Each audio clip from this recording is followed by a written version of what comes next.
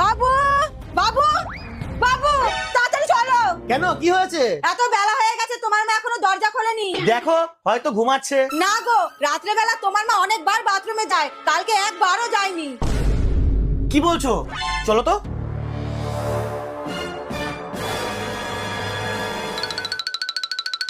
মা, মা মা, মা দরজা খোলো। মা দরজা খুলুন।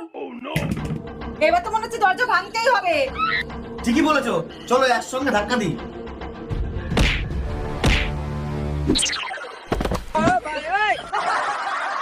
কি ব্যাপার রে, এত চিল্লামিল্লি করছিস কেন?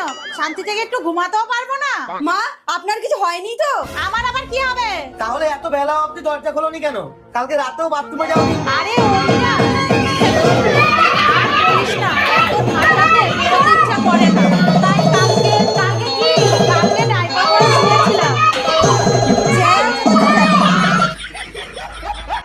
সত্যি তুমি পারো বটে।